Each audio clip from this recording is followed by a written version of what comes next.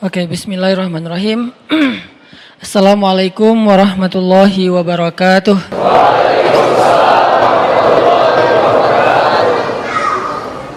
Innal hamdalillah nahmaduhu wa nasta'inuhu wa nastaghfiruh. Asyhadu an la ilaha illallah wahdahu la syarikalah wa asyhadu anna Muhammadan abduhu wa rasuluh. Allahumma shalli wa sallim wa barik ala sayyidina wa habibina wa maulana wa syafi'ina Muhammadin. Radina billahi rabba wa bi Muhammadin nabiyya wa bil islami dina. Rabbi syrah li sadri wa yassir li amri wahlul 'uqdatan min lisani yafqahu qawli.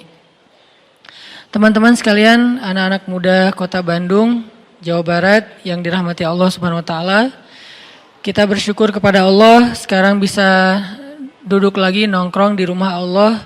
Semoga tongkrongan kita ini termasuk salah satu tongkrongan yang di-follow oleh para malaikat.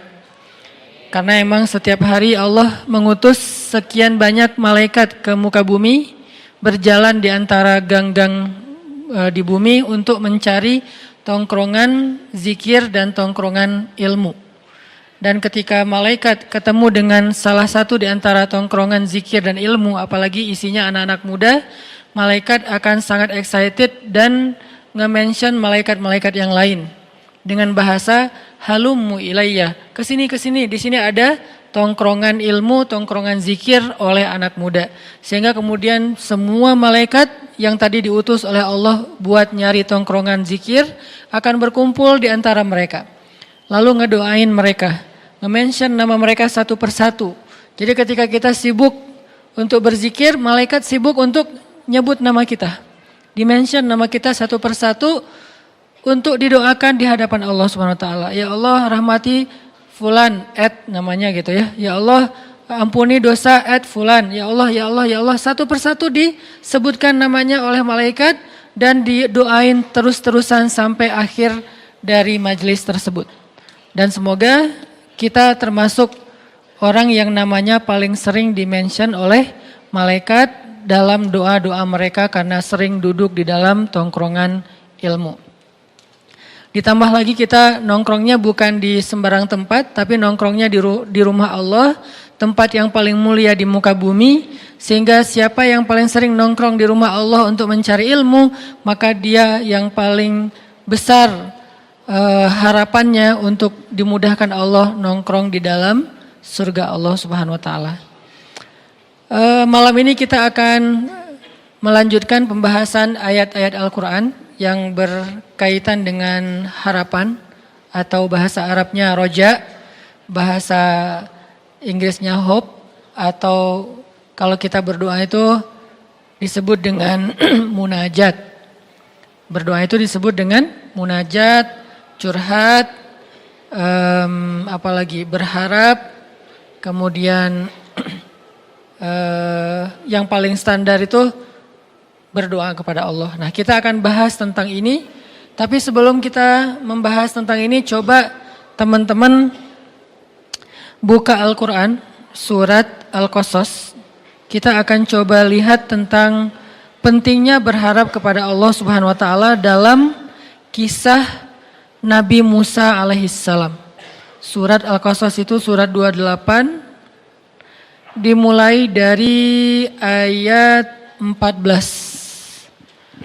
Surat Al-Qasas surat 28 dimulai dari ayat 14.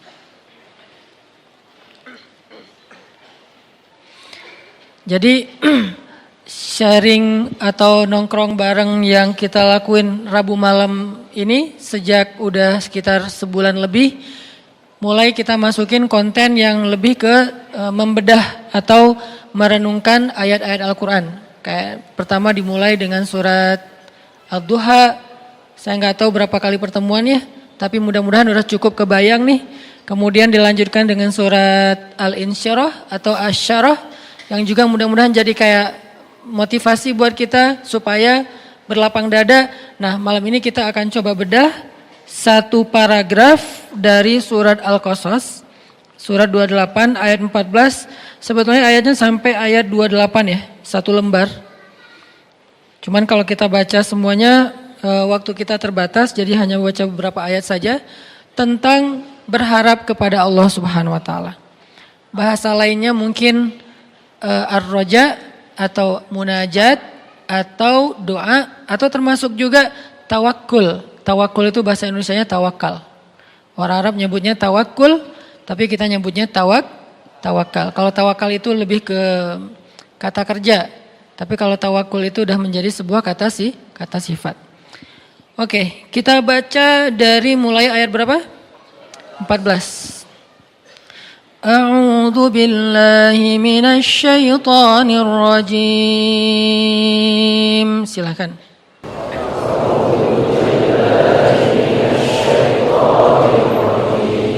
Bismillahirrahmanirrahim.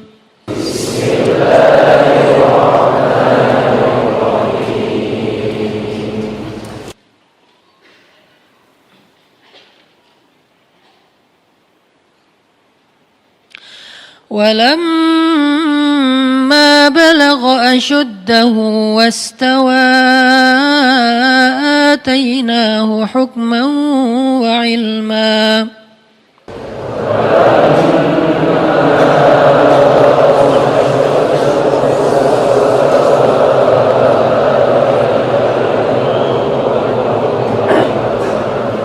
وكذلك نجزي المحسنين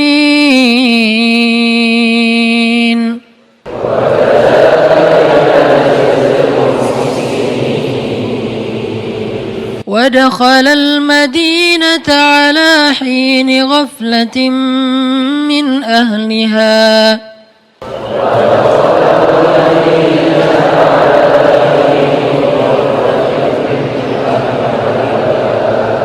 فوجد فيها رجلين يقتتلان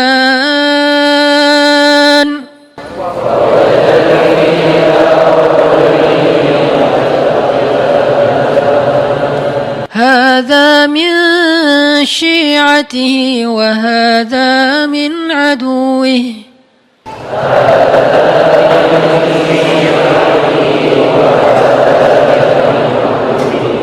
فاستغاثه الذي من شيعته على الذي من عدوه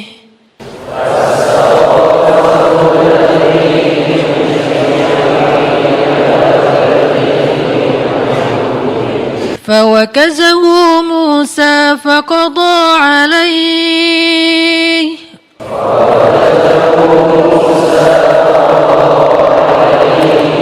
قال هذا من عمل الشيطان إنه عدو مضل مبين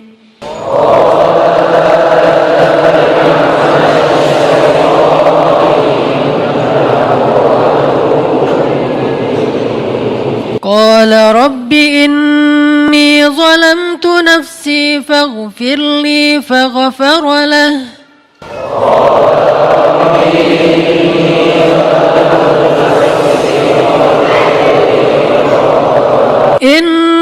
إنه هو الغفور الرحيم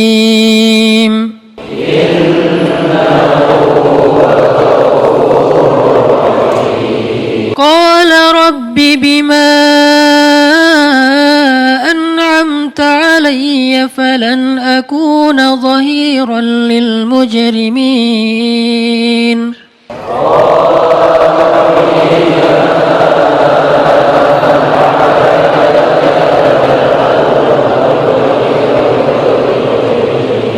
فأصبح في المدينة خائفا يترقب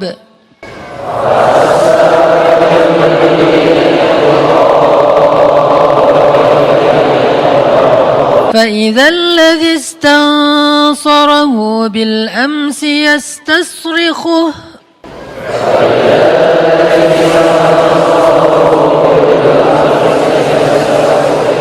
قال له موسى إنك لغوي مبين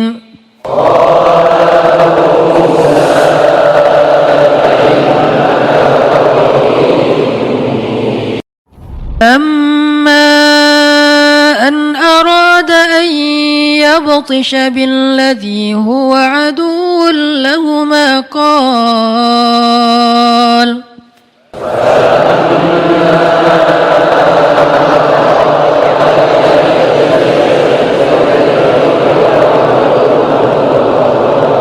قال يا موسى أتريد أن تقتلني كما قتلت نفسا بالأمس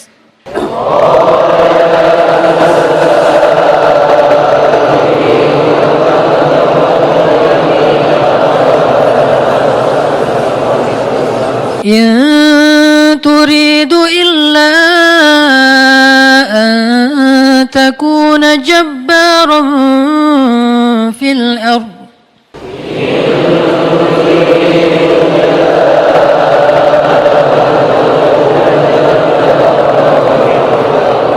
وما تريد أن تكون من المصلحين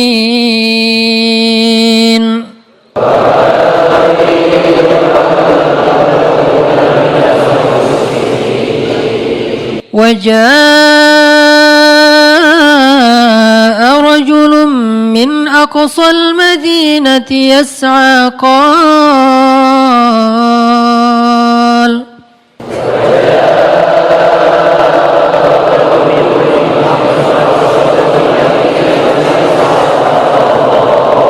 قال يا موسى إن الملأ يأتمرون بك ليقتلوك فاخرج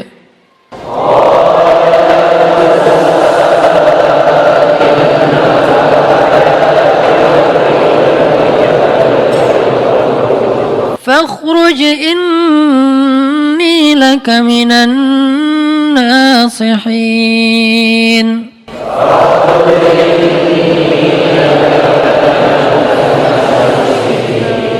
فخرج منها خائفا يترقب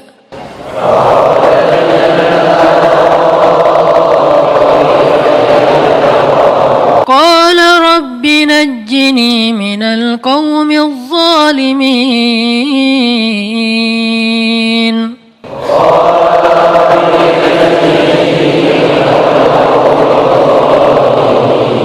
ولما توجه تلقاء مدين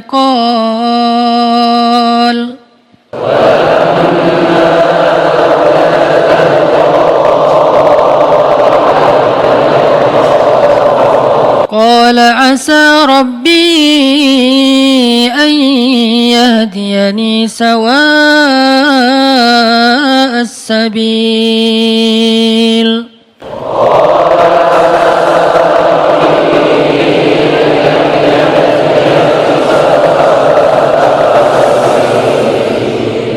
ولما ورد ماء مدين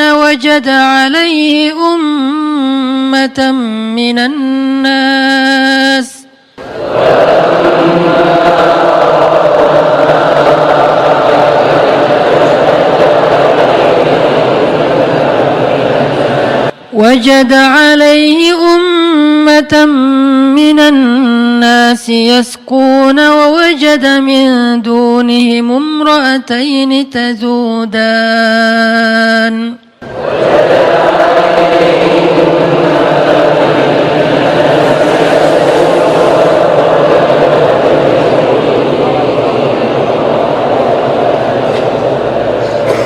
قال ما خطبكما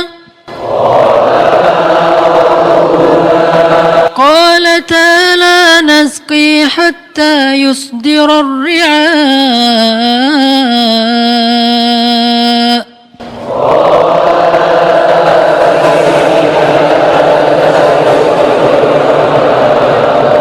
وأبونا شيخ كبير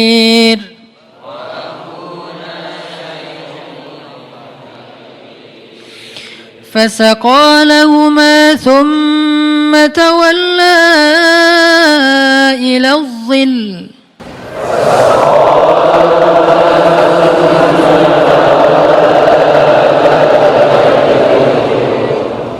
فقال رب إني لما أنزلت إلي من خير فقير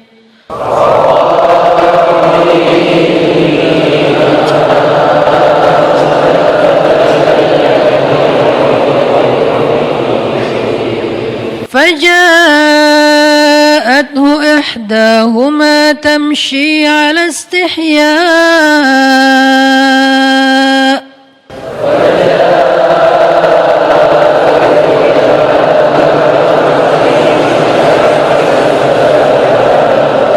قالت إن أبي يدعوك ليجزيك أجر ما سقيت لنا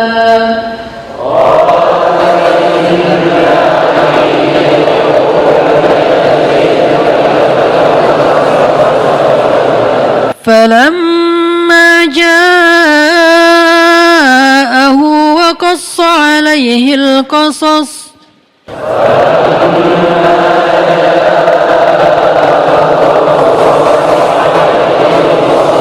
قال لا تخف نجوت من القوم الظالمين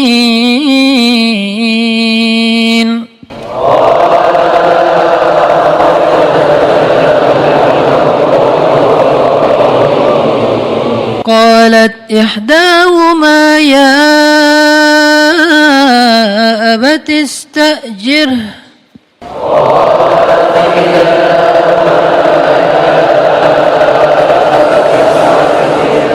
إن خير من استأجرت القوي الأمين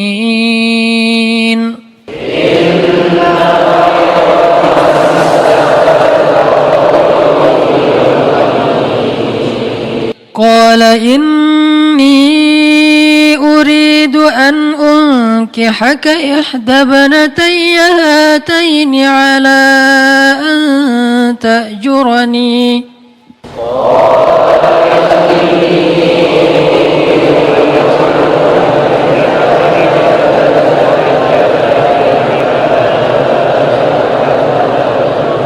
على أن تأجرني 8 حجج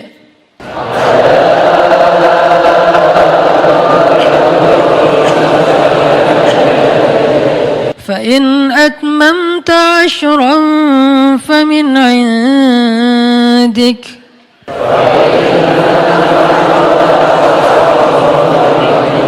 وما أريد أن أشق عليك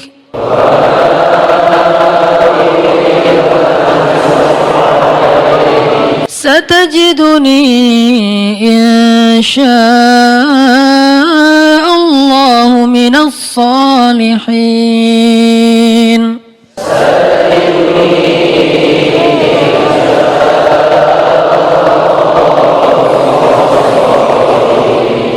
قال ذلك بيني وبينك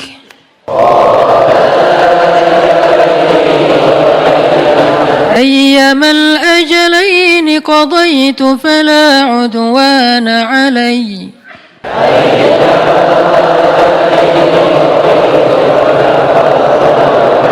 والله على ما نقول وكيل.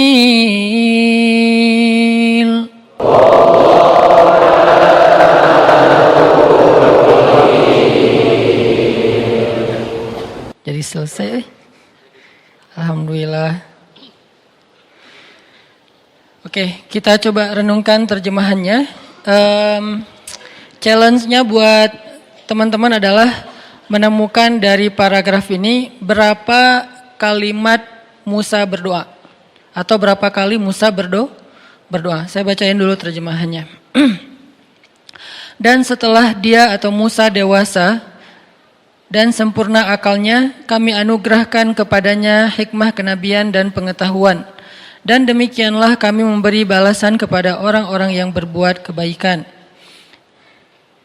Dia Musa masuk ke dalam kota Memphis, atau kalau sekarang itu dekat dengan Kairo, dulu namanya Memphis, sekarang namanya Kairo atau Giza. Dia masuk ke kota Memphis ketika penduduknya sedang lengah, bukan lengah sebetulnya, sedang istirahat. Maka dia mendapati di dalam kota itu 2 orang laki-laki sedang bertengkar. Yang seorang dari golongannya yaitu Bani Israel dan seorang lagi dari pihak musuhnya. Jadi yang satu Habib, yang satu lagi McGregor. Kurang lebih lah ya, boleh-boleh lah ya.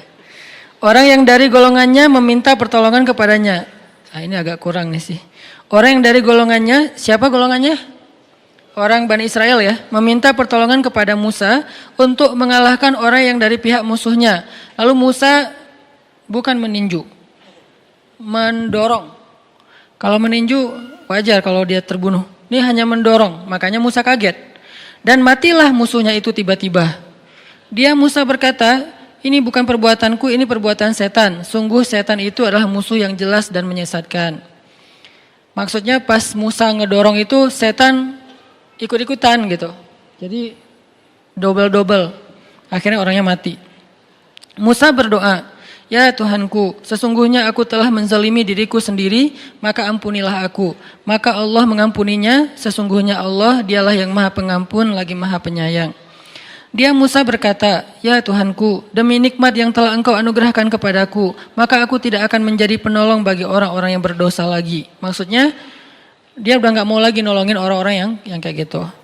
Karena itu dia Musa menjadi ketakutan berada di dalam kota itu sambil menunggu-nunggu akibat perbuatannya. Tiba-tiba orang yang kemarin meminta pertolongan berteriak lagi meminta tolong kepadanya. Musa berkata kepada dia, engkau sungguh orang yang nyata-nyata tersesat. Ini terjemahannya, engkau sungguh itu bahasa kita apa? Bener ya gitu. Kamu tuh emang orangnya aneh, nah gitu maksudnya. Bukan engkau sungguh orang yang nyata-nyata tersesat. Bener ya kamu tuh aneh banget ya. Dari kemarin bertengkar awal gitu kan ya. Nah ini nih bahasanya kurang lebih kayak gitu. Kenapa dari kemarin kamu gelut terus sama orang lain gitu. Maka ketika dia hendak memukul dengan keras orang yang menjadi musuh mereka berdua, musuhnya berkata, Musa, apakah kamu bermaksud pengen mau membunuhku? Sebagaimana kemarin engkau membunuh seseorang, engkau hanya bermaksud menjadi orang yang berbuat sewenang-wenang di negeri ini dan engkau tidak bermaksud menjadi salah seorang dari orang-orang yang mengadakan perdamaian. Dan seorang laki-laki datang bergegas dari ujung kota seraya berkata, wahai Musa, sesungguhnya para pejabat negeri sedang berunding tentang hukuman atas kasusmu membunuh mereka. Hukuman atasmu untuk membunuhmu. Maka keluarlah dari kota ini. Sungguh aku orang yang memberi nasihat kepadamu dengan jujur. Maka keluarlah Musa dari kota itu. Kota apa? Memphis, Kairo. Maka keluarlah Musa dari kota itu dengan rasa takut. Waspada kalau ada yang menyusul atau mencarinya, menangkapnya. Dia berdoa, ya Tuhanku, selamatkanlah aku dari orang-orang yang zalim itu. Dan ketika dia menuju ke arah negeri Madian itu sekarang Yordania, dia berdoa lagi, mudah-mudahan Tuhanku memimpin aku ke jalan yang benar. Lalu ketika dia sampai di sumber air negeri Madian atau Yordania, dia menjumpai di sana sekumpulan orang yang sedang memberi minuman ternak mereka. Dan dia juga melihat di belakang orang banyak itu 2 perempuan yang sedang menambat ternak mereka atau mengantri. Dia Musa bertanya, apa maksudmu dengan berbuat begitu? Bukan, apa masalah kalian? Gitu maksudnya. Kedua perempuan itu menjawab, kami tidak dapat memberi minuman ternak sebelum penggembala-penggembala lelaki itu memulangkan ternak mereka. Sedangkan ayah kami adalah seorang laki-laki tua yang sudah lanjut usia. Maka Musa pun memberi minuman ternak kedua perempuan itu, kemudian dia kembali ke tempat yang teduh lalu berdoa, ya Tuhanku, sesungguhnya aku sangat memerlukan sesuatu kebaikan makanan yang engkau anugerahkan kepadaku. Kemudian datanglah kepada Musa salah seorang dari kedua perempuan tadi berjalan dalam keadaan malu-malu. Dia berkata, ayahku ingin mengundangmu ke rumah dan memberi balasan sebagai imbalan atas kebaikanmu memberi minuman ternak kami tadi. Kemudian Musa pun mendatangi ayahnya dan dia menceritakan kepadanya kisah tentang dirinya. Laki-laki tersebut berkata, janganlah engkau takut, sekarang engkau telah selamat dari orang-orang yang berbuat zalim itu. Dan salah seorang dari kedua perempuan itu berkata kepada ayah mereka, wahai ayah, jadikanlah dia sebagai pekerja di rumah kita. Sesungguhnya orang yang paling baik yang engkau ambil sebagai pekerja adalah orang yang kuat dan dapat dipercaya. Tiba-tiba ayahnya berkata kepada Musa, sesungguhnya aku bermaksud ingin menikahkan engkau dengan salah seorang dari kedua putriku, dengan ketentuan bahwa engkau bekerja kepadaku selama 8 tahun. Dan jika engkau sempurnakan 10 tahun, maka itu adalah tambahan darimu, tambahan kebaikan. Dan aku tidak ingin memberatkan engkau. Insya Allah engkau akan mendapatiku termasuk orang yang menepati janji. Musa menjawab, itu adalah perjanjian antara aku dengan engkau. Yang mana saja dari kedua waktu yang ditentukan itu telah aku sempurnakan, maka tidak ada lagi tambahan tuntutan atas diriku. Dan Allah menjadi saksi atas apa yang kita ucapkan. Inilah terjemahan dari paragraf tadi. Insya Allah nanti kita bedah, kita bahas setelah selesai sholat isya. Barakallah.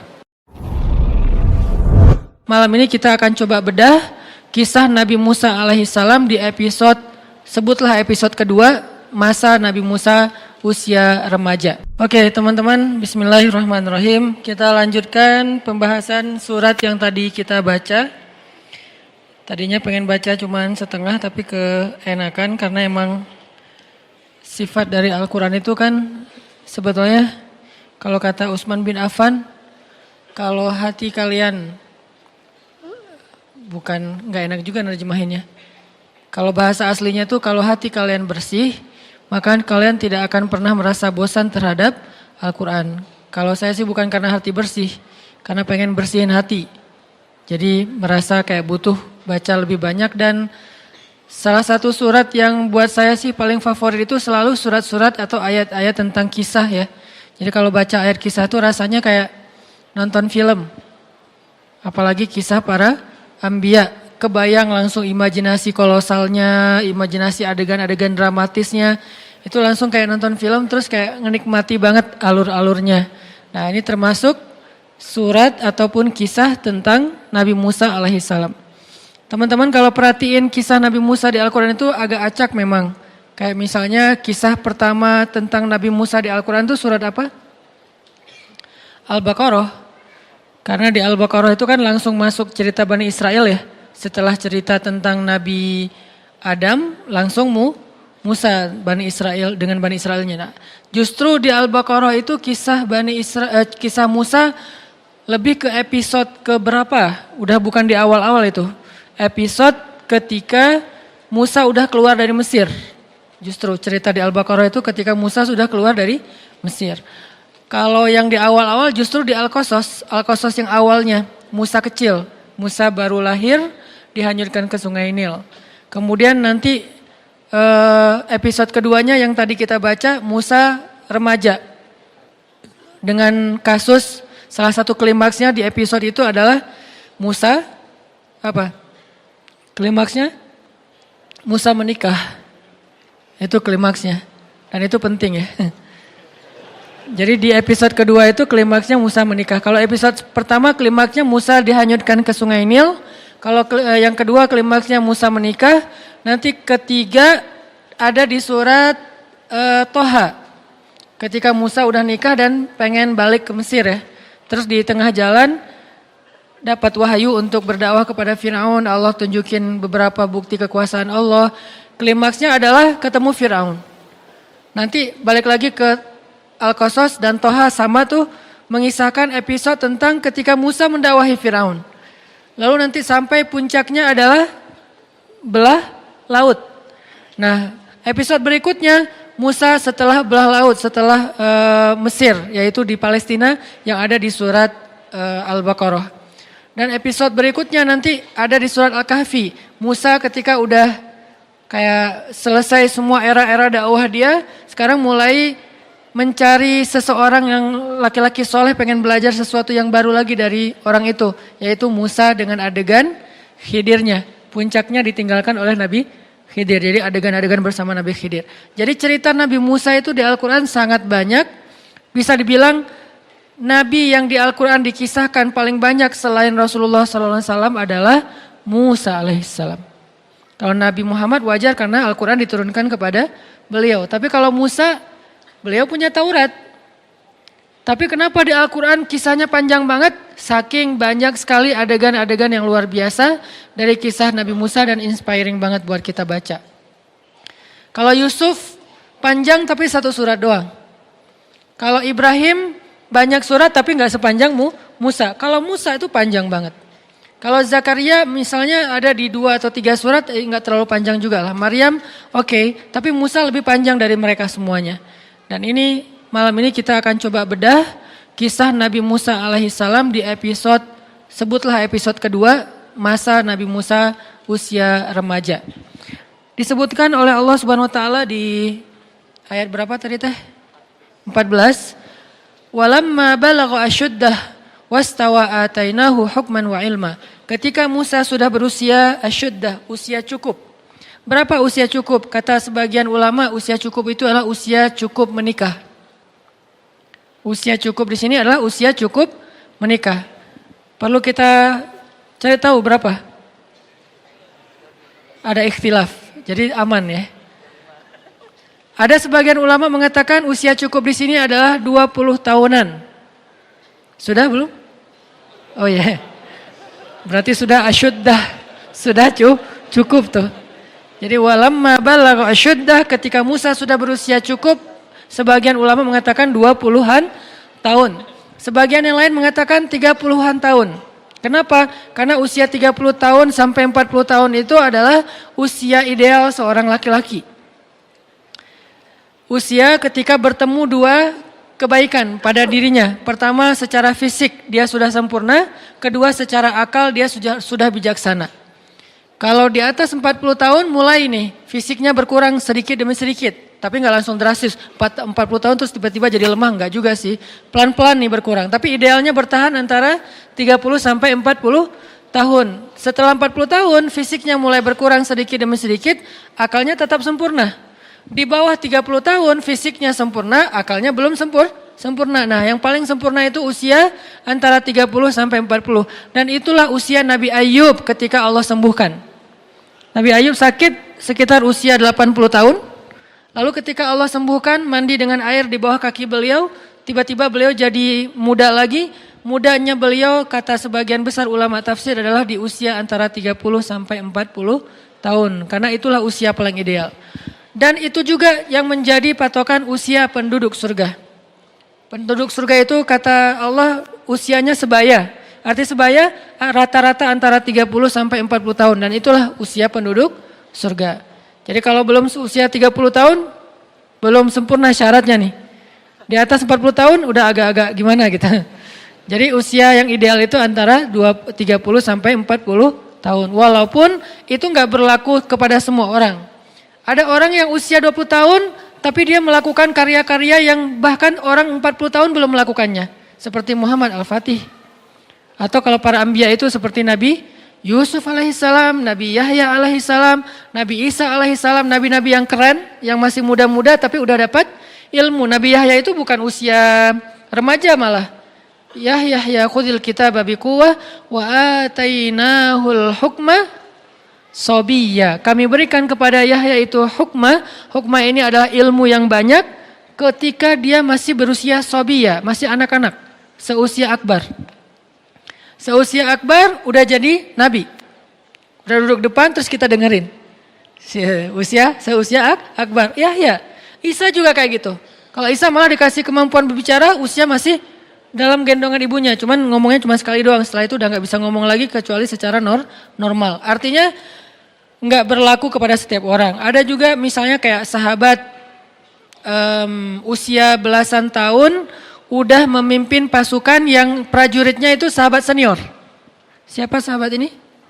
Usamah bin, bukan Laden ya. Usamah bin Zaid. Siapa Usamah bin Zaid? Anaknya Zaid. Zaid itu siapa? Anak angkatnya Rasul, walaupun kemudian gak boleh mengatasnamakan Zaid bin Muhammad. Anak angkatnya Nabi. Adegan yang terkenal dari Zaid apa? Pernah menikah dengan Zainab. lalu bercerai, Zainab dinikahi oleh Rasul. Jadi cerita pernikahan Zainab ini agak lumayan dramatis juga antara Zaid dan Rasulullah gitu. Agak lumayan lah ceritanya, luar biasa. Jadi anaknya namanya Usamah. Usamah usia SMP, kalau di kita sekitar 14 tahun, usia SMP udah memimpin sebuah pasukan perang. Dia udah jadi kayak panglima militer. Anggota pasukannya, prajuritnya siapa? Umar bin Khattab. Coba. Kelas-kelasnya sahabat awalun yang dijamin masuk surga, yang Rasulullah bermusyawarah dengan mereka. Siapa panglimanya? Usamah bin Zaid. Itu usianya belum asyuddah, tapi secara mentalnya, keilmuannya, kebijaksanaannya, bahkan mungkin fisiknya udah sempurna. Artinya angka di dalam Al-Quran dan hadis jangan dijadikan sebagai patokan persis. Sehingga nanti kita kayak mempermasalahkan angka, misalnya 55 kilo. Permasalahan kan enggak gitu sih. 55 kilo itu adalah gambaran ideal. Orang tergantung dengan berat tubuh. Ada yang berat tubuh dan tinggi tubuhnya. Kalau tinggi tertentu 55 jadi enggak ideal. Mungkin idealnya adalah 60. Dengan tinggi tertentu mungkin idealnya adalah 30. Anak kecil misalnya gitu. Jadi kalau 55 berarti obesitas buat anak kecil misalnya kan ya. Artinya angka 55 di situ itu angka moral of the story-nya adalah jaga penampilan, jaga tubuh kita, dan itu bukan soal berapa kilonya, tapi soal menariknya di depan suami. Begitu juga tentang cerita 1000 bulan. Khairum min al-fisyahr.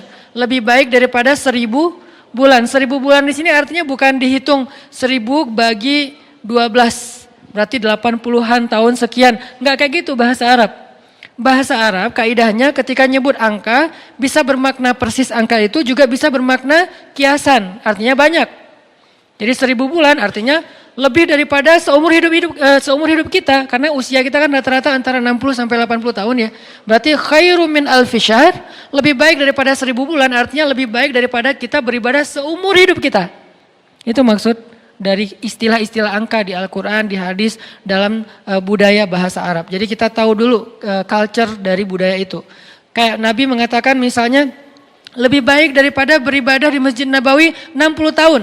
Jangan dihitung 60 tahun persis, sekian bulan, sekian hari, bukan. Artinya seumur hidup kita tinggal di Masjid Nabawi, itu masih kalah pahalanya dengan kalau kita berdakwah di jalan Allah Subhanahu wa taala. Artinya pahala dakwah itu luar biasa. 1 jam saja berdakwah lebih utama daripada beritikaf di Masjid Nabawi di Raudhah selama 60 tahun. 1 jam saja berdakwah. Kenapa? Karena 1 jam berdakwah itu ketika yang dengarnya sekian ribu orang, lalu mereka hijrah, sadar, beramal soleh, maka semua pahala amal soleh mereka itu ditransfer untuk orang yang mendakwahi mereka. 1 orang kah Ustaz? Tergantung. Kalau yang berdakwah itu cuma sendiri berarti cuma dapat 1 orang. Tapi kalau dakwahnya adalah sebuah jamaah, organisasi, berarti semua dapat sih yang sama. Sebutlah misalnya kayak di Bandung, kalau saya pribadi ada pemuda hijrah. Apakah pemuda hijrah itu hanya Ustaz Hanan? Enggak. Pemuda hijrah itu ada Buni dengan teman-teman di dalam, ada yang MC-nya, ada operatornya, ada admin untuk sosial medianya, ada bagian kreatifnya, ada segala macam IO-nya. Semua yang terlibat dalam dakwah pemuda hijrah, lalu orang kemudian mendengar dakwah pemuda hijrah itu sekian juta orang, mereka semuanya mendapatkan pahala yang sama persis, bukan dibagi rata. Tidak dibagi rata, dikasih sama masing-masing. Misalnya 1 juta orang jadi berzikir, sebutlah misalnya zikirnya subhanallahi wa bihamdi subhanallahil azim. Gitu kan zikirnya. Siapa yang membaca 1 kali zikir ini subhanallahi wa bihamdi subhanallahil azim, maka Allah beratkan timbangannya nanti di akhirat, gitu kan ya. Allah beratkan timbangannya di akhirat. Terus Allah nge-like banget. Karena itu kalimat yang Allah paling nge-like. Di antara sekian banyak caption yang pasti di like sama Allah itu subhanallahi wa bihamdi subhanallahil azim. Saya sampaikan nih lewat sebuah crowd event. Didengar oleh teman-teman yang hadir, didengar oleh teman-teman lewat viewer streamingnya, kemudian ditayangin di YouTube, dilihat oleh para viewer yang di YouTube.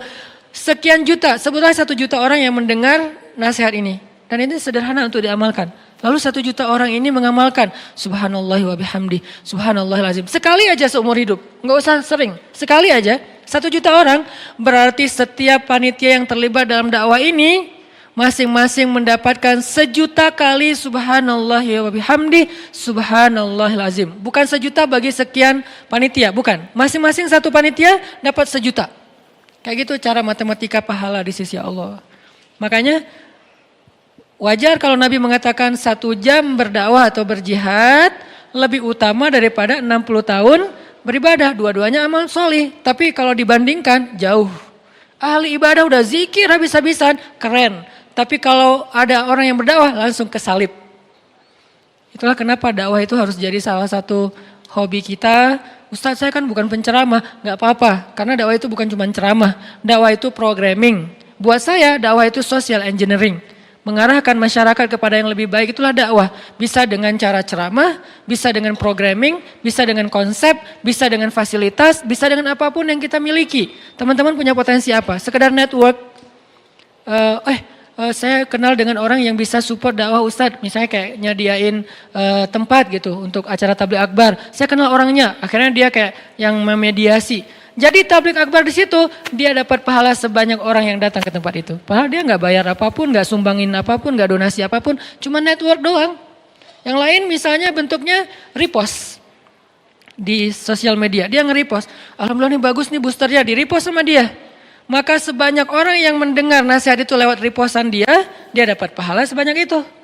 Kalau ini kemudian gara-gara di repost akhirnya ada efek viral karena dia repost kan repost itu jadi nggak ketahan ya, bisa banyak banget kan, nggak kebendung gitu. Maka semua yang repost itu dia dapat pahala tanpa dia sadari, amal jariah ngalir terus menerus kepada dia, passive income banget. Dan itu baru freedom apa? Bukan freedom finansial ya, freedom spiritual. Kenapa freedom spiritual? Dia nggak beramal, tapi pahalanya ngalir kan gitu kan ya. Salah satu tujuan yang paling puncak dari orang mencari uang itu buat supaya dia bisa jalan, bisa main, bisa traveling, bisa ngapa-ngapain tapi uangnya ngalir terus kan, itu udah berarti udah freedom ya, udah berhasil, udah kayak bebas gitu, udah merdeka. Harusnya spiritual juga kayak gitu. Kita sehari-hari orang lihat, dia mah biasa aja amalnya. Jangan menjudge. Kita nggak tahu amal orang lain. Allah yang lebih tahu. La tuzakku anfusakum huwa a'lamu biman ittaqa. Ada orang yang kayak dijudge kayaknya seolah-olah dia tuh orang biasa aja, amalnya nggak terlalu keren, jidatnya nggak hitam, apa misalnya. Oke, kita respect dengan orang yang jidat hitam tuh menunjukkan dia rajin sujud. Tapi maaf, saya tutupin takut ria. Nggak ada juga. Takut malu sebetulnya. Jadi kayak oke lah, saya pasti selalu respect lah sama orang yang cadaran, saya respect sama orang yang pakai sorban, saya respect sama orang yang pakai jubah yang di atas mata kaki, orang yang janggutnya panjang segala macam, respect banget. Tapi jangan sampai kita menjadikan itu sebagai standar baku seolah-olah kalau nggak kayak gitu berarti udah nggak masuk surga. Karena bisa jadi orang nggak terkenal sama sekali, tapi dia kerjaannya ngapain? Repostin ceramah aja, ceramah Ustadz Abdul Somad di repost. Ceramah saya di repost, Ustadz Felix, Ustadz Umar Mita, siapapun, Ustadz Ari Dayat, di repost.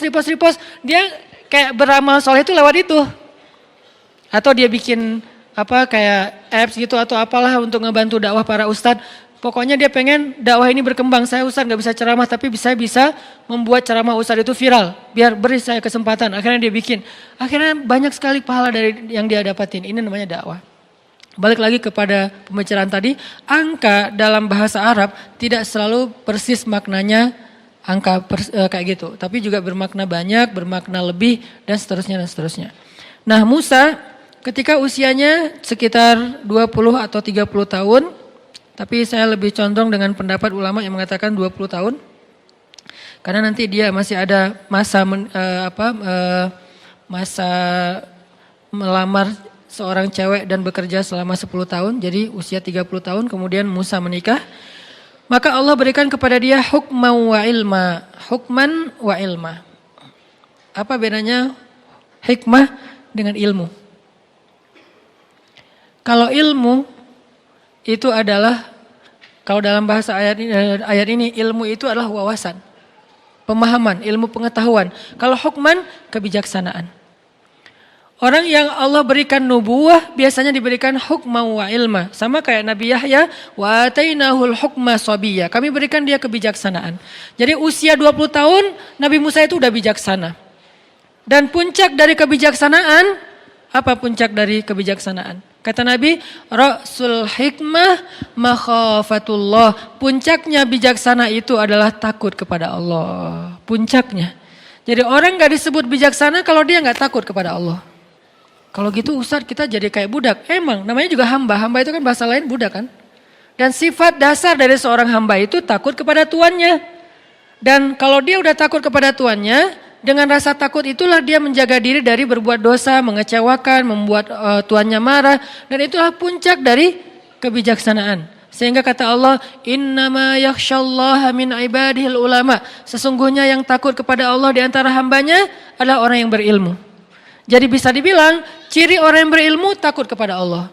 Bukan banyak wawasan, bukan banyak teori, bukan panjang narasinya, bukan bagus dalam penulisan captionnya, tapi dia takut kepada Allah. Ketika dia mau bikin dosa, takut kepada Allah. Ketika dia mau nyakitin orang lain, takut kepada Allah. Ketika dia mau bohong, takut kepada Allah. Ketika dia mau curang, takut kepada Allah. Bisa jadi dia wawasannya gak terlalu banyak, tapi ilmunya sampai kepada puncak hikmah.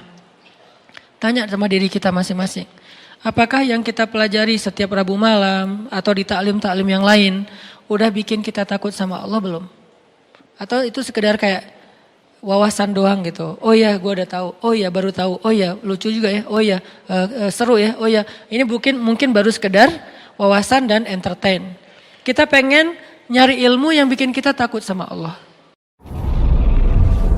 Allah anugerahkan dalam diri kita sebagiannya adalah ujian, halu'a, jazu'a, manu'a, ajula, dha'ifa. Ini kan sifat-sifat manusia yang harus diberesin. Terus ngeberesinnya pakai apa? Tanya sama diri kita masing-masing. Apakah yang kita pelajari setiap Rabu malam atau di taklim-taklim yang lain udah bikin kita takut sama Allah belum? Atau itu sekedar kayak wawasan doang gitu. Oh ya gue udah tahu, oh ya baru tahu, oh ya lucu juga ya, oh ya seru ya, oh ya. Ini mungkin baru sekedar wawasan dan entertain. Kita pengen nyari ilmu yang bikin kita takut sama Allah. Dan rata-rata orang-orang yang hebat dalam cerita Al-Quran semuanya takut sama Allah. Salah satunya Yusuf alaihissalam. Yusuf itu salah satu bentuk adegan dia takut sama Allah ketika dia digoda oleh seorang cewek. Ceweknya tuh cantik banget, terkenal bahkan jadi simbol kecantikan perempuan Mesir. Bukan Cleopatra, tapi istri Al-Aziz. Karena ini versi Al-Quran kan cantik banget. Saking cantiknya sampai Yusuf juga tertarik kepada dia. Karena Yusuf kan terlalu keren ya. Orang kalau terlalu keren kan punya standarnya juga agak tinggi kan. Dia gak mau yang biasa-biasa aja gitu. Dia pengennya yang kayak gimana. Walaupun itu tetap relatif kan. Relatif menurut kita kayak biasa, menurut dia udah tinggi. Menurut kita kok carinya yang warnanya agak gelap sih. Dia justru senangnya yang gelap-gelap. Kayak misalnya kayak bule kan senangnya cowok Indonesia karena dianggap kayak etnik gitu, kayak gitu ya. Agak-agak dia kurang senang gitu yang terlalu charming, terlalu bright gitu, dia nggak terlalu suka. Dia senangnya ya agak-agak ini untuk menghibur diri saya gitu ya. Dia senangnya agak-agak gelap gitu. Walaupun saya pakai kamera ini jadi agak-agak happy sih, setiap foto kok jadi cerah ya. Ya artinya teman-teman bahwa Yusuf punya standar yang tinggi. Kalau dia sampai tertarik dengan perempuan itu, berarti itu perempuan cantik banget.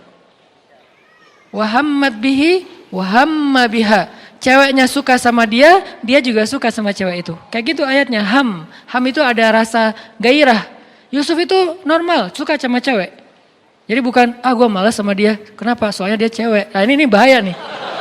Justru Yusuf itu sukanya sama, jadi normal banget, cowok yang normal. Terus gimana kok bisa kejaga? Gara-gara Allah perlihatkan sebuah tanda-tanda. Ada banyak tafsir tentang kalimat tanda-tanda ini, yang intinya adalah yang saya pengen sampaikan adalah Yusuf takut kepada Allah. Gara-gara takut kepada Allah ketahan. Kebayang gak sih rasa takutnya Yusuf berarti lebih besar daripada hawa nafsunya? Karena udah ditutup rapat pintu kamarnya, terus si ceweknya itu udah siap menyerahkan dirinya kepada Yusuf, udah ngegodain Yusuf, narik lagi tuh. Dan ceweknya itu kayak selebgram gitu. Followersnya tuh seluruh Mesir, semua cowok tuh berandai-andai sampai mimpi-mimpi, bisa nggak ya dia kayak cerai sama suaminya, nikah sama gua gitu, terus di stalking gitu, udah cerai belum kayak gitu-gitu kan ya. Kayak didoa-doain supaya mereka rumah tangganya berantakan. Yusuf nggak ngapa-ngapain, udah digoda sama ceweknya. Kita kadang-kadang untuk nggak ngebuka, udah nggak ngeklik sebuah postingan yang nggak sengaja muncul gitu kayak gimana gitu. Aduh, kenapa tangan saya kayak aduh pengen banget ya diklik gitu kan. Jadi kayak nggak kayak gregetan gitu, kayak gatal tangannya. Itu aja kita udah kalah dengan hawa nafsu. Berarti rasa takut kita kepada Allah jauh lebih kecil daripada hawa nafsu kita terhadap hal yang sepele. Ini ujiannya sepele banget loh, cuman ngeklik doang kan sepele ya. Berarti kalau itu aja kita kalah, berarti emang rasa takut kita kepada Allah tuh hampir dibilang kayak nggak ada. Sedangkan Yusuf alaihissalam, beliau udah ada di dalam ruangan, ketutup, ceweknya cantik banget di atas rata-rata, semua tipe cewek yang ideal tuh ada pada diri dia tuh, udah ideal banget lah pokoknya. Dan Yusuf juga normal, hamma biha, dan suka sama cewek itu, tertarik sama cewek itu. Juga ingin mengekspresikan hasratnya kepada cewek itu. Tapi tiba-tiba Allah ingatkan bahwa Allah nggak suka dengan perbuatan ini. Lalu Yusuf langsung lari, ditarik dari belakang, lari sekencang mungkin, ditarik lagi. Bukan aku udah lari ya, kamu tarik, ini bukan salah aku ya, udahlah balik. Enggak gitu sih, modus banget kan ya. Ustadz saya sih udah menghindar, tapi dia aja yang terlalu semangat kayak agresif gitu Ustadz. Saya kan gak bisa mengecewakan orang lain, daripada saya zolim. Itu modus. Jadi benar-benar ditarik. Jadi bukti bahwa Yusuf serius lari itu sampai sobek. Dan baju Yusuf itu dari bahan kayak karung yang yang terbuat dari kayak benang. Goni ya, tahu goni kan? Kain goni tahu kan ya, yang tebal gitu kan ya, itu sampai sobek, kebayang gak gimana nariknya? Wah, ya usah dibayangin, pokoknya sobek aja. Akhirnya Yusuf pas sudah sobek ada di depan pintu, dibukain pintunya, di depannya udah ada si suaminya, si cewek. Itu adegan itu saya selalu skip, nggak kebayang gitu gimana perasaan suaminya. Dan suaminya ini orangnya bijaksana banget, masih nanya, nggak langsung gebukin. Padahal dia punya banyak pengawal, dia kan seorang penguasa kan. Bisa aja Yusuf langsung digebukin rame-rame, langsung dihilangkan dari peredaran. Enggak, dia mah nanya dulu nih ada apa, kenapa kalian kayak gini berdua di dalam kamar. Si ceweknya kan ketakutan, langsung bilang ini nih cowok ini nih godain saya nih. Dia tutup pintunya dan dia ingin menyakiti saya. Kamu mau melepaskan orang yang kayak gini sama istri kamu? Terus datang seorang yang lain yang bijaksana, dia mengatakan Tuhan jangan dulu menyimpulkan, coba lihat baju siapa yang sobek. Kalau baju Yusuf yang sobek di depan, berarti Yusuf memaksa cewek ini untuk melakukan perbuatan dosa. Sehingga cewek ini meronta-ronta sobek di depan. Tapi kalau Yusuf bajunya sobek di belakang, berarti Yusuf ingin lari tapi cewek ini yang narik. Coba lihat, ternyata di belakang. Cewek ini udah gak bisa menghindar. Tapi karena ini berita bisa menghebohkan jagat online, bisa viral di mana-mana dan ini membahayakan stabilitas politik negara, akhirnya emang kayak gitu pertimbangan kata ulama tafsir. Akhirnya tetap raja ini menghukum Yusuf. Di sini ada semacam kebohongan publik nih. Kenapa? Karena kalau sampai berita keluar itu adalah ceweknya yang bersalah, maka akan mempermalukan keluarga raja banget. Sehingga tetap Yusuf yang dihukum. Propaganda lah ya. Yusuf dihukum walaupun dia nggak salah. Dan rajanya udah respect sama Yusuf. Nanti sehingga ketika ada masalah nanya juga ke Yusuf. Intinya apa teman-teman? Rasa takut Yusuf kepada Allah itu luar biasa. Sampai ke tingkat kayak gitu masih bisa nahan. Kalau nggak ada perasaan apa-apa nahan, ya itu nggak ada ujiannya.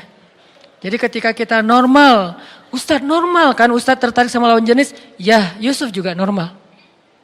Ustadz manusiawi kan saya marah, ya tapi Nabi Musa juga manusiawi. Nabi Musa juga bisa marah. Ustadz normal kan kalau kita sakit hati, ya Nabi Ayub juga bisa sakit hati ketika beliau ditinggalkan gara-gara beliau sakit. Normal kan Ustadz kalau kita misalnya kayak nyerah aja udah capek, ya Nabi Yunus juga pernah kayak gitu dan ditegur oleh Allah. Jadi hal-hal yang normal manusiawi ini bukan berarti kita boleh melakukannya. Yang normal dan manusiawi pada diri kita sebagiannya adalah ujian, bukan boleh melakukan. Ini kan anugerah dari Allah. Tuhan yang menciptakan saya gini loh, Ustaz, saya gak pernah minta. Tuhan menciptakan saya dari awal, sejak saya kecil tuh saya udah gak tertarik dengan lawan jenis, sukanya hanya sesama jenis. Ini kan Allah yang kasih, gak bisa. Karena kenapa? Sebagian besar dari yang Allah anugerahkan dalam diri kita, sebagiannya adalah ujian. Halu'a, jazu'a, manu'a, ajula, dha'ifa. Ini kan sifat-sifat manusia yang harus diberesin. Terus ngeberesinnya pakai apa? Innal insana lafi khusr. Manusia kalau cuma ngikutin hawa nafsunya atau ke sisi kemanusiaannya, khusr, rugi. Terus cara untuk mengobatinya, illal ladzina amanu wa amilus solihat wa tawassaw bil haq wa tawassaw bis shawab. Apa maksudnya? 3 di situ. 1, belajar iman kepada Allah. Jadi kalau kita ngerasa bahwa emang ini kayak bawaan saya dari lahir, Ustaz. Emang ini penyakit saya, Ustaz. Emang ini manusiawi, Ustaz. Tapi saya tahu ini salah. Ini ujian dari Allah untuk saya nih. Dan saya pengen hidup saya jihad melawan ini aja deh. Orang lain mungkin amalnya tahajud. Orang lain mungkin amalnya sholat duha. Orang lain mungkin amalnya sedekah. Kalau saya amalnya lawan hawa nafsu. Dan bukankah Nabi mengatakan melawan hawa nafsu itu jihad yang besar? Hawa nafsunya apa? Macam-macam. Hawa nafsu terhadap lawan jenis. Hawa nafsu terhadap sesama jenis. Sama hawa nafsunya. Lawan jenis nafsu, sesejenis juga nafsu, cuma agak-agak sedikit gimana gitu. Tapi sama-sama hawa, sama-sama rasa yang gairah. Gairah itu bahasa Arab, gairah dalam diri kita. Nah inilah jihad kita. Cara melawannya gimana Ustaz? Illal ladzina amanu, belajar iman. Belajar yakin sama Allah, belajar lebih dekat sama Allah, belajar lebih mengenal Allah, 1. Kedua, wa amilus solihat, sibukkan diri kita dengan hal-hal yang positif. Ke masjid, taklim, belajar ngafal Quran, belajar ini, belajar itu. Yang positif-positif lah, membantu orang lain. Yang buat kita tersibukkan dengan hal-hal yang produktif, bermanfaat, positif gitu. Atau bahkan mungkin semangat untuk mencari bikin usaha, bisnis yang penting positif, produktif. 2. Ketiga, watawassaw bil haq, watawassaw bis sabr. Apa maksud dari kalimat ini? Lingkungan. Maksud dari watawassaw bil haq karena kalimatnya saling, berarti lingkungan. Cari lingkungan yang bisa jaga kita, yang bisa menasihati kita, yang bisa mengingatkan kita ketika kita salah. Cari lingkungan itu. Jangan cari lingkungan yang justru membiarkan kita, bahkan menyemangati kita dalam berbuat dosa, bahkan mendorong kita, bahkan menjerumuskan kita. Jangan itu lingkungannya, karena itu nggak akan bisa selamat dari khusr, dari kerugian. Wa tawassaw bil haq wa tawassaw bis sabr, artinya cari lingkungan yang bisa membuat kita lebih termotivasi dalam kebaikan-kebaikan. Al-mar'u ala dini khalili. Seseorang tergantung siapa temannya. Itu berlaku dalam spiritual, berlaku dalam bisnis. Seorang motivator bisnis mengatakan, kalau Anda ingin menjadi orang sukses, coba perhatikan 5 orang yang paling dekat dengan Anda. Sukses belum? Kalau 5 orang yang paling dekat dengan Anda bukan orang sukses, berarti Anda nggak akan bisa sukses. Terus perhatikan berapa pendapatan mereka dalam sebulan. Kali 5 bagi 5. Rata-rata, maka segitulah pendapatan Anda, itu kata seorang motivator bisnis. Artinya tetap dalam motivasi bisnis saja, teman itu sangat mempengaruhi diri kita, kesuksesan kita. Kalau kita pengen sukses di kampus, berteman dengan 5 orang yang sukses di kampus. Pengen sukses dalam pernikahan, berteman dengan orang yang 5 nikah muda. Insya Allah nikah muda. Kalau 5-5-nya sama-sama Jovisa, ya wajar lah kita sampai sekarang masih. Teman lo siapa? Itu yang lagi ngahulang di pojok situ. Kenapa? Habis diputusin, oh ya. Yang kedua, gak bisa move on. Yang ketiga, stalkingin mantan. Yang keempat, jadi 5 temannya semuanya belum bisa move on dari masa lalu gitu. Dan nasibnya sama, diputusin. Gak ada yang nyambung gitu ya. Berarti ya wajar. Perhatikan siapa teman kita. Intermezzo doang. Intinya adalah, tapi serius ya. Intinya adalah dalam amal soleh juga kayak gitu teman-teman. Karena saya kundayan, saya nahnu du'at walaysa qudat, kami adalah dai bukan hakim. Jadi saya tidak menjawab pertanyaan itu dari sisi fatwa. Ustaz Abdul Somad sudah menjawabnya dari sisi fatwa tentang masalah LGBT dan segala macam. Itu bagiannya Ustaz Abdul Somad. Allahu alam, beliau lebih mengerti ilmu daripada saya. Saya dai, maka saya ngasih solusi. Solusinya apa? Tadi, belajar iman, belajar amal soleh, cari lingkungan. Karena kenapa? Kita sangat terpengaruh oleh lingkungan. Jadi Nabi Yusuf juga normal, sangat normal. Istrinya Nabi Lut normal. Kalau nggak normal nggak nikah sama Nabi Lut dong. Kan normal kan, berarti istrinya Nabi Lut, bukan istrinya cewek mana gitu. Enggak kan ya? Jadi dia nikah dengan laki-laki, berarti normal dong istri Nabi Lut. Terus masalahnya apa? Dia kayak mendukung orang yang punya ujian. Saya nggak nyebut dengan bahasa lain, saya lebih suka menyebutnya dengan ujian. Karena semua kita diuji, ada yang diuji dengan sifat kikir. Ustadz, saya tuh insya Allah kalau tahajud rajin. Kalau duha, alhamdulillah. Tapi kalau sedekah kenapa ya? Agak-agak berhitung gitu Ustadz. Kayak susah banget mau ngetik angkanya gitu Ustadz. Kalau bisa nol semua gitu. Nolnya sih banyak tapi nggak ada angka satunya kan sama aja ya. Nol semua. Kayak susah banget mau ngasih. Ada orang kayak gitu teman-teman. Ada yang kebalikan. Ustadz, saya itu emang kalau insya Allah kalau sedekah saya jor-joran gitu. Tapi kalau disuruh puasa sunnah kayak berat banget Ustadz. Boleh nggak Ustadz puasa Ramadan saya pakai kodok aja, saya pakai fidyah aja. Nggak apa-apa, fikih fidyahnya berapa Ustadz? Sekian genggam beras. Saya kasih 1 ton deh. Nggak bisa. Jadi ada orang yang diuji dengan sifat kikir, ada yang diuji dengan sifat males, ada yang diuji dengan sifat baperan, suka cemburu yang berlebihan, suka curiga yang berlebihan dengan pasangannya. Kita setiap hari harus live Sherlock ya. Lo kemana aja gitu kan ketahuan gitu kan. Kayak super duper gitu kan. Terlalu posesif misalnya. Itu kan ujian ya. Ujian kalau laki-laki mungkin diuji dengan temperamen. Itu kan masalah dia yang dia harus coba beresin. Ustadz, saya itu orangnya suka memberi. Saya orangnya alhamdulillah tahajud. Saya tuh alhamdulillah tilawah. Tapi di jalan gak bisa nahan diri untuk marah. Klakson panjang, terus buka kaca marah-marah keluar, terus langsung nyegat orang di jalan, terus dilabrakin, kalau perlu dipecahin kacanya, dan segala macam lah kayak gitu-gitu. Saya juga pernah kayak gitu, soalnya konyol. Udah gitu saya taubat nasuha deh. Kenapa? Melototin orang pasti buka, Ustadz, gak jadi, pergi aja. Udah melototin gak jadi gitu kan, malu banget ya. Nah, jadi akhirnya taubat, gak mau lagi kayak gitu, sesekali sih masih. Artinya teman-teman itu kan ujian masing-masing orang. Termasuk ada orang yang ujiannya apa? Gak bisa jaga mata. Gak bisa jaga mata.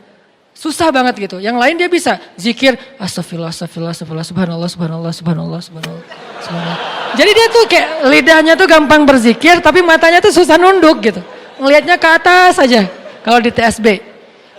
Kalau di dalam mall ke bawah aja di lantai 2. Jadi kayak ujian dia adalah mata. Ada ujian orang yang lisan. Gak bisa nahan diri dari membicarakan orang lain. Kalau ada teman pasti, lo tahu gak? Mulai itu. Lo mau dengar gosip yang terbaru gak? Ini update banget nih. Mulai lagi. Jadi ujian dia di sini. Ada ujian di sini, di perut.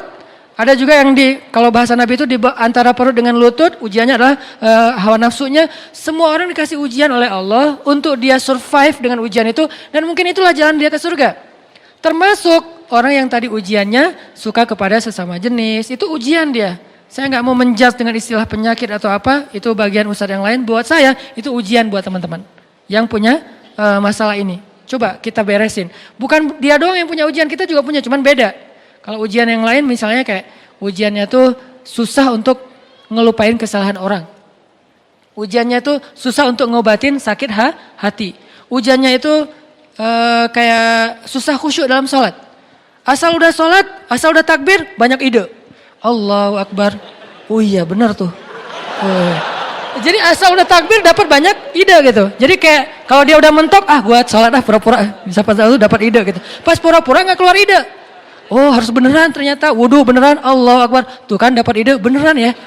Jadi kayak ujian banget buat dia sholat khusyuk. Itu semua orang diuji oleh Allah. Kan Allah menguji kita untuk melihat keseriusan kita dalam mendekati dia gitu. Makanya teman-teman yang punya ujian yang tadi saya sebutin, yuk illalladzina amanu, belajar iman. Belajar iman itu apa Ustadz? Belajar iman itu bukan belajar wawasan, belajar ngerasain iman di sini nih. Cinta sama Allah, takut sama Allah, apalagi kalau udah sampai ke takut, ya udah punya benteng tuh. Sehingga ketika Umar bin Abdul Aziz pertama kali jadi khalifah, lalu dia kayak speech gitu, sambutan presiden baru gitu kan. Ketika dia speech, kalimat pertama yang keluar dari Umar bin Abdul Aziz apa? Inni akhafun nar.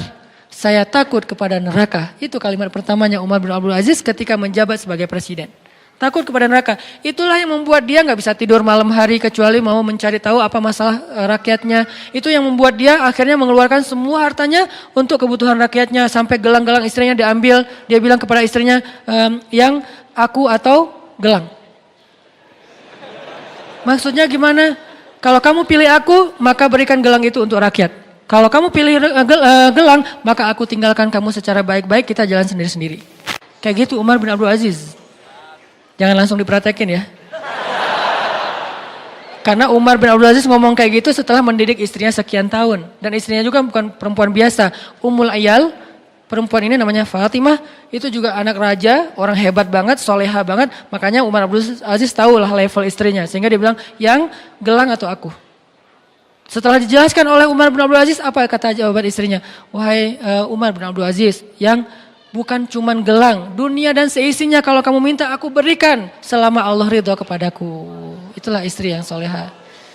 Berdoalah semoga kita diberikan makmum seperti istri Umar bin Abdul Aziz. Tapi kitanya harus jadi Umar bin Abdul Aziz. Jangan yang gelang atau aku. Buat apa? Mau beli motor baru. Nggak benar ya. Mau beli apa misalnya kayak kebutuhan kayak hawa nafsu kita doang. Jangan. Artinya itulah mereka. Karena takut kepada Allah ketahan dari berbuat dosa. Umar bin Khattab juga kayak gitu. Karena takut kepada Allah hanya gara-gara salah ngomong ke seorang nenek-nenek yang beragama Nasrani. Itu kepikiran gak bisa tidur malam. Ada nenek-nenek datang ke Umar bin Khattab bilang, ya Amirul Mukminin. Udah jadi Amirul Mukminin, presiden. Ya Amirul Mukminin, saya ini nenek-nenek yang punya banyak utang. Nenek-nenek punya banyak utang. Gak sanggup bayar. Boleh gak saya minta tolong dari Baitul Mal supaya saya bisa bayar hutang. Buat apa hutangnya nek kok banyak banget? Nenek kolektor barang-barang antik. Bukan. Saya itu hutang karena gak punya keluarga yang menafkahi saya. Sehingga saya berhutang udah numpuk sekarang. Angkanya sih gak gede. Cuman buat seorang nenek-nenek yang gak punya pekerjaan besar. Akhirnya Umar mengambil dari Baitul Mal dibayarin hutangnya. Gak sengaja Umar ngelihat nenek-nenek ini pakai kalung salib. Umar baru tahu ternyata dia Nasrani bukan Muslim. Akhirnya Umar nanya gini, nenek udah ngeliat kan Islam kayak gimana? Ya gimana menurut nenek? Islam agama yang luar biasa. Kamu adalah seorang pemimpin yang adil. Saya respect banget dengan agama kamu. Nek, kenapa nenek gak masuk Islam? Ngomong gitu. Ya saya udah tua, udah gak sanggup mikir yang kayak gitu-gitu terlalu berat buat saya. Buat dia tuh ideologi itu berat. Perdebatan mana yang benar mana yang salah berat. Ya udah, pulang aja Umar. Sampai di rumah Umar kepikiran, astagfirullah ya Allah, apakah saya memaksa nenek itu masuk Islam gara-gara adegan tadi? Gimana nih kalau gitu memaksa berarti saya udah melanggar ayat la ikraha fiddin. Tidak boleh memaksa dalam urusan agama. Astagfirullah ya Allah, maafin saya enggak ada maksud, enggak sengaja. Lama dia kepikiran, malam enggak bisa tidur, bolak-balik enggak bisa tidur, sampai ditanya sama istrinya Umar, Atika, ya Umar kenapa kamu enggak bisa tidur? Ya Allah ampuni saya. Dia enggak mau ngomong sama istrinya semalaman. Kenapa? Takut sama Allah. Besok dia datang kepada seorang sahabat yang paling bijaksana. Ali bin Abi Thalib. Ali itu paling bijaksana, luar biasa ilmunya. Ya Abul Hasan panggilannya. Ali gimana nih? Gimana emang ceritanya? Diceritain. Wahai Umar, kamu bermaksud memaksa? Tidak, kalau gitu innamal a'malu binniyat. Beneran? Beneran. Alhamdulillah gitu coba. Kemana sekarang iman ini di antara kaum muslimin? Di mana nilai-nilai ini di antara kaum muslimin? Kenapa nilai ini sekarang adanya di Jepang? Kenapa nilai ini adanya di Korea? Kenapa nilai ini adanya di Eropa, di New Zealand? Padahal adegan sederhana kan? Dan gak ada paksaan juga karena udah dikasih bantuannya baru ngomong masuk Islam dong nek gitu. Cuman dia takut ini terjebak dalam pemaksaan sehingga semalaman gak bisa tidur. Dosa, bahkan bisa gak dibilang dosa.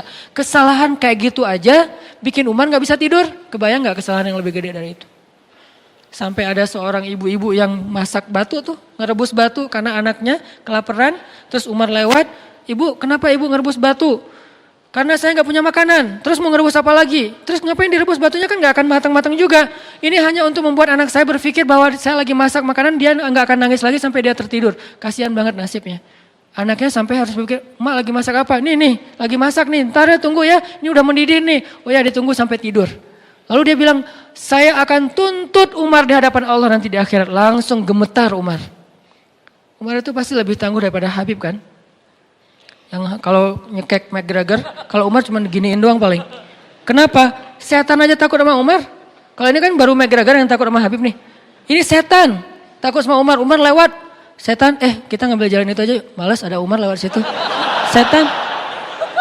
Dan setan itu kan banyak yang tangguh-tangguh juga kan. Kayak setan petarung, setan apalah banyak. Tapi gak berani sama Umar. Tapi orang setangguh Umar ketika perempuan ini mengatakan saya tuntut Umar di hadapan Allah. Dia gak tahu kalau itu Umar. Saya tuntut Umar di hadapan Allah nanti di akhirat. Umar langsung datang. Ibu kenapa ibu pengen nuntut Umar?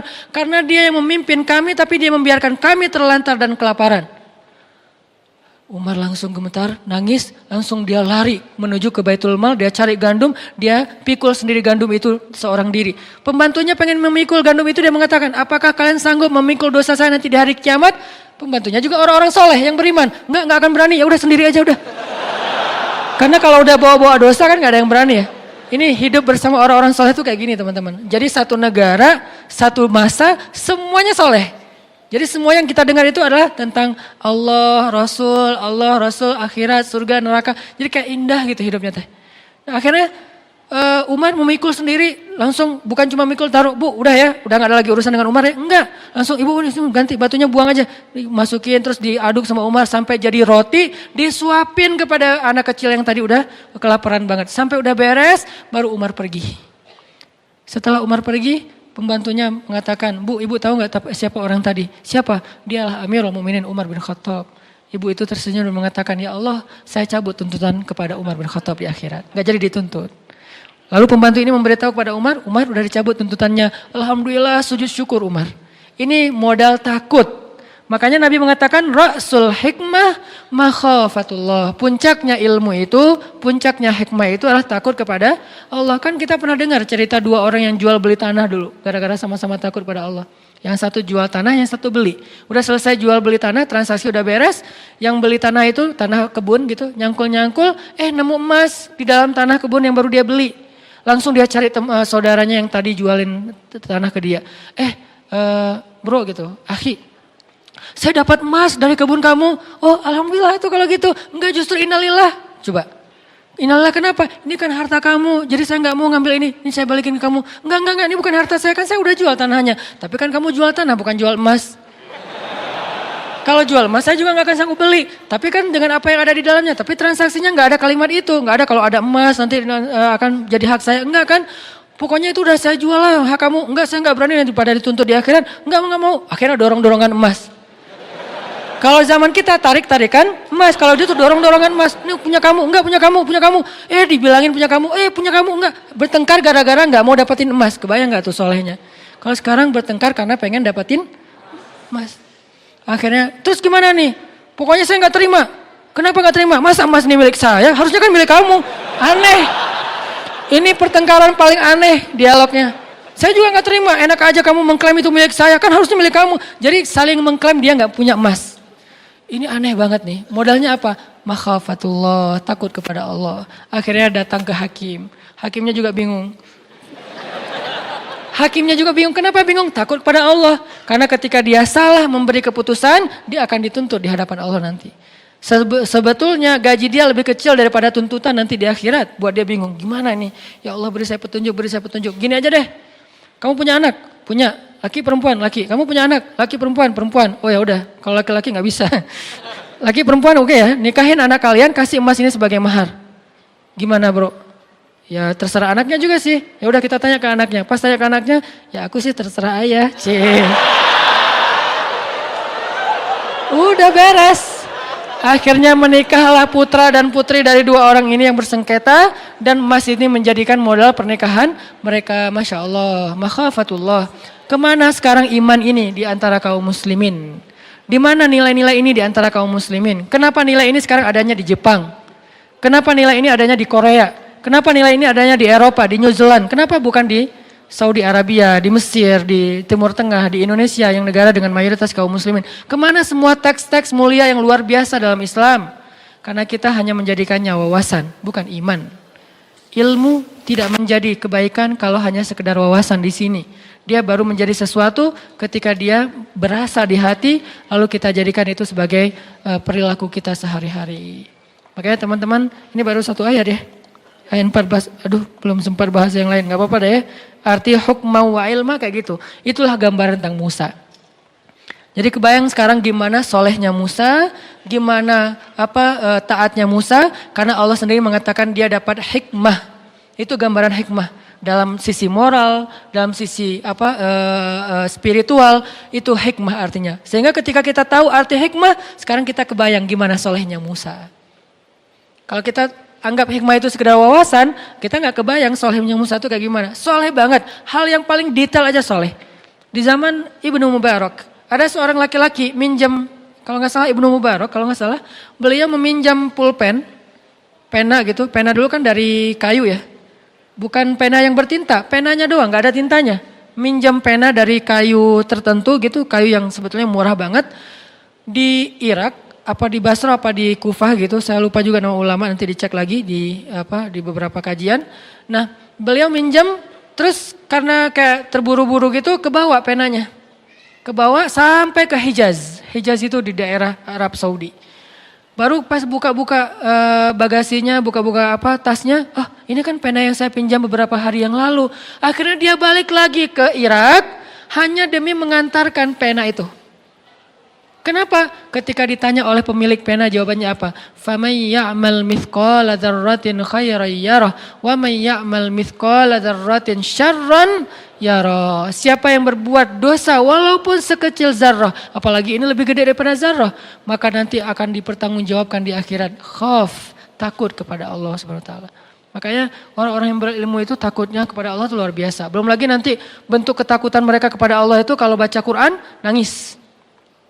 وَإِذَا تُلِيَتْ عَلَيْهِمْ آيَاتُ الرَّحْمَنِ وَإِذَا تُلِيَتْ عَلَيْهِمْ آيَاتُ الرَّحْمَنِ خَرُّوا سُجَّدًا وَبُكِيًّا. Mereka tersungkur, mereka bersujud, mereka menangis ketika dibacakan ayat Allah. Tersungkur artinya apa? Gak kuat berdiri, itu artinya tersungkur. Kayak Umar bin Khattab, la uqsimu biyaumil qiyamah wa la uqsimu bin nafsil lawwamah ayahsabul insanu an lan najma'a 'idhamah bala qadirin ala an nusawwiya banana. Baru berapa ayat dibaca surah Al-Qiyamah, lututnya sudah gemetar. Udah gak kuat menopang lagi tubuhnya sehingga tersungkur jatuh. Umar jatuh bukan karena kekuatan musuh, tapi jatuh karena kekuatan iman. Musuh gak ada yang bisa menjatuhkan Umar. Musuh gak ada yang bisa membuat Umar terduduk. Musuh tidak ada yang bisa membuat Umar terbaring, tersungkur. Gak ada musuh yang bisa membuat Umar tersungkur kecuali iman yang membuat dia tersungkur dengan sendirinya. Kenapa? Iman Umar bentuknya khauf kepada Allah, takut kepada Allah. Sehingga ketika baca ayat ini tersungkur. Khalid bin Walid. Siapa yang gak kenal dengan nama besar ini? Khalid bin Walid sampai mengatakan, Nabi bilang apa? Hampir tidak ada perempuan yang bisa melahirkan anak seperti Khalid. Hampir tidak ada perempuan yang bisa melahirkan anak seperti Khalid. Saking kerennya Khalid, jadi susah perempuan bisa ngelahirin anak sekualitas Khalid. Fisiknya, fatonah itu briliannya dalam urusan strategi militer. Dan belum pernah dia duel, kalah itu belum pernah. Dan di tangannya udah belasan pedang patah dalam duel-duel kayak gladiator gitu. Itu Khalid banget. Dan dia saking hebatnya Khalid, kalau teman-teman mau tahu sehebat apa Khalid, lihat pasukannya. Karena pasukan yang hebat gak mau dipimpin oleh pemimpin yang biasa. Pasukannya itu Musanna, Sa'ad bin Abi Waqqas, Ikrimah. Banyak nama-nama besar dari pasukannya. Saya banyak baca nama tokoh-tokoh hebat dalam Islam. Pasukannya, 1000 pasukannya, satu orang saja bisa mengalahkan 1000 musuh. Satu laki-laki yang sebanding dengan 1000 musuh. Musanna tidak akan kalah satu pasukan yang di dalamnya ada Musanna. Ini adalah prajuritnya Khalid. Kebayang gak gimana panglimanya? Prajuritnya aja kayak gini.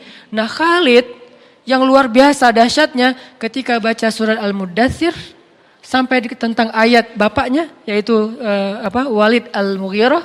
Bapaknya kan gak masuk Islam dan meninggal dalam keadaan kufur. Dan sampai Allah menyebutkan neraka untuk Walid di dalam Al-Quran surah Al-Muddathir, neraka Sakar gitu. Khalid ketika membaca neraka Sakar yang disebutkan untuk ayahnya menangis 3 hari 3 malam. Kenapa dia menangiskan ayahnya yang masuk neraka? Saking takutnya dia, ya Allah, kalau saya gak dapat hidayah, hampir saya mengikuti ayah saya. Seandainya saya keras kepala mau mengikuti semua nasihat dari ayah saya, bagaimana seandainya ayat ini menyebutkan tentang saya, ya Allah. Saking takut dan bahagianya campur aduk, dia menangis 3 hari 3 malam. Karena dia kebayang, dia hampir seperti ayahnya. Karena di antara anak-anaknya Walid, Khalid itu kesayangan ayahnya. Sebagaimana Umar kesayangan juga ayahnya. Ini tokoh-tokoh yang kesayangan ayah mereka masing-masing nih. Karena kesayangan ayahnya, dia apet banget sama ayahnya. Kemana ayahnya pergi, dia pergi. Apa yang ayahnya bicarakan, dia bicarakan. Apa yang ayahnya anggap benar, dia anggap benar. Gak pernah berselisih dengan ayahnya kecuali tentang Islam. Gak pernah berselisih dengan ayahnya kecuali tentang Islam. Itu juga setelah ayahnya meninggal, baru dia berselisih. Kebayang kalau ayahnya masih hidup, kemudian mereka meninggalnya bareng, ayahnya dengan Khalid dalam keadaan kufur. Itulah yang membuat Khalid campur aduk antara bahagia dengan takut dengan kalimat sakor tadi itu. 3 hari menangis. Nangis 3 hari, gak ada hari tanpa menangis. Kenapa gak diterusin Ustaz nangisnya? Karena setelah 3 hari dia dikasih tugas militer. Udah gak sempat mikirin nangis, sekarang mikirin ekspansi dakwah. Artinya Khalid ini orang-orang yang takut kepada Allah. Belum lagi nanti nama-nama yang lain. Ketika mereka membaca ayat, membaca hadis atau apa. Jangankan mereka, malaikat aja. Jibril menangis di depan Nabi. Ketemu Nabi matanya bengkak. Ketemu Nabi matanya merah. Nabi nanya, "Mabik ya Jibril, malham." Jibril, kenapa kamu? Ada masalah apa? Kenapa kamu sedih wahai Jibril? Apa kata Jibril? Ya Rasulullah, setiap kali saya mengingat penciptaan neraka, saya nggak bisa berhenti menangis. Ini namanya hikmah. Kebayang nggak Musanya gimana? Kalau Allah mengatakan Musa itu sudah dapat hikmah, berarti seperti itulah gambaran kesolehan Musa di usia masih 20-an tahun. Jadi teman-teman, saya sangat yakin sebagian besar nabi, bisa dibilang 95% lebih dari para nabi itu, semuanya anak muda. Semuanya cerita anak muda, bukan cerita orang tua. Kita mungkin lebih kenal dengan cerita Nabi Ibrahim ketika udah dewasa. Tapi kita tahukah Nabi Ibrahim ketika dimasukkan ke dalam api itu anak muda? Ketika beliau menghancurkan berhala itu anak muda? Ketika kemudian beliau hijrah dari Irak ke Palestina itu anak muda? Belum lagi kisah nanti nabi-nabi yang lain termasuk Ayub alaihissalam juga anak muda. Mereka semua adalah nabi-nabi muda. Sehingga ketika kita bicara tentang iman, kita bicara tentang hamasah, semangat, kita bicara tentang ketaatan, itu bukan bicara tentang orang tua sebetulnya, bicara tentang anak muda. Karena semua itu adanya pada anak muda. Maka kalau kita cinta kepada Musa, kalau kita ngefans sama Musa, belajarlah dari Musa di ayat 14, usia 20 udah punya hikmah. Dan salah satu di antara hikmah, takut kepada Allah Subhanahu Wa Taala. Justru di usia itu, kalau kita gak takut kepada Allah, potensi kita berbuat dosa lebih besar daripada orang tua. Ya, jadi mungkin malam ini ayat 14 aja dulu ya. Insya Allah pada kesempatan lain kita kembangkan lagi. Namanya juga bedah. Bukan tilawah lagi, tapi tadabur. Jadi nggak usah terburu-buru, tapi mudah-mudahan kita dapat banyak ilmu, hikmah dari apa yang kita bahas, terutama dari sosok Nabi Musa alaihissalam. Salah satu nabi yang saya ngefans berat, sehingga sering saya cerita-cerita kan.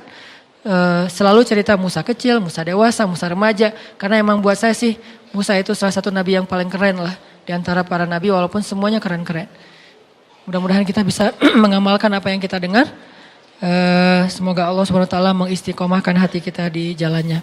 Allahumma inna nas'alukal huda wat tuqa wal afafa wal ghina. Allahumma a'inna ala dzikrika wa syukrika wa husna ibadatik. Terima kasih buat teman-teman semuanya. Barakallah. Billahi